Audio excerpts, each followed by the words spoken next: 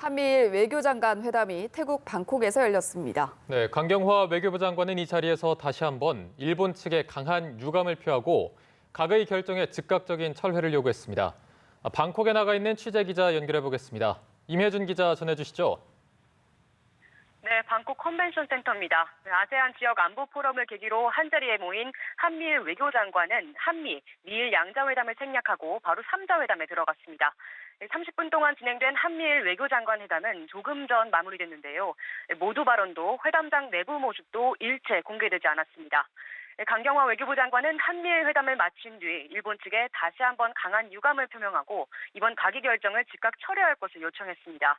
또 이 문제를 대화로 풀어나가자고 제안도 했다고 했습니다. 이에 대한 고노 외무상의 반응은 아직 전달되지 않았는데요. 다만 강 장관은 폼페이오 장관 역시 대화를 통한 문제 해결에 미국도 동의를 표시했다고 강조했습니다. 지금의 한일 관계 상황에 많은 우려를 갖고 있고 어려운 상황 속에서 미국이 어떤 노력을 할 수 있는지 찾고 역할을 하겠다고 말했다고 전했습니다.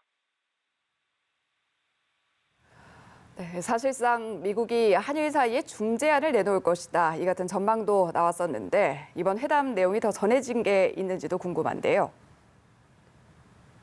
네, 아직 회담에 대한 구체적인 내용은 전해지지 않고 있습니다.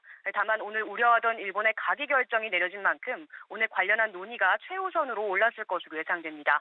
하지만 앞서 전해드린 대로 강 장관은 일본의 백색 국가 배제 조치 철회를 촉구했지만 고노 회상은 이를 수용하지 않으며 평행선에 달렸을 것으로 보입니다. 결국 미국이 누누이 한일 관계를 중재하겠다 이렇게 공언해온 만큼 미국의 역할에 관심이 쏠렸는데요. 다만 회담이 불과 30분 만에 종료됐고 또 미국이 할 역할을 하겠다는 기존 입장만 되풀이한 것으로 보여져 구체적인 해결 방식까지 제시하지 못하는 한계를 드러낸 것 아니냐는 관측이 나옵니다. 네, 그런가 하면 강경화 외교부 장관과 고노다루 일본 외무상이 오늘 오전에 열렸던 다자 회의에서 설전을 벌였다고요? 네, 오늘 오전 아세안 10개국과 한국, 중국, 일본이 참여하는 아세안 플러스 3 외교장관 회의가 열렸습니다.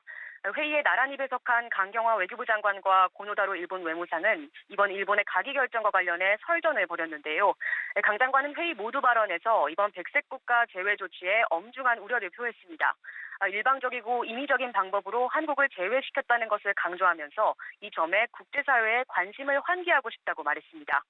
뒤이어 발언한 고노 회상은 그러나 이번 백색 국가 제외 결정은 국제규범상 문제가 없다고 주장했습니다.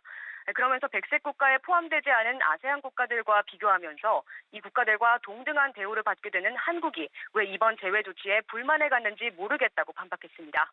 한편 이날 회의에 참여한 일부 국가들은 지역의 공동 번영을 위해선 신뢰관계를 구축하고 상호 의존도를 높여나가는 것이 필요하다고 지적하면서 일본의 백색 국가 제외 조치가 부당하다는 우리 정부 주장에 공감을 표시한 것으로도 전해졌습니다. 지금까지 태국 방콕에서 연합뉴스TV 임혜준입니다.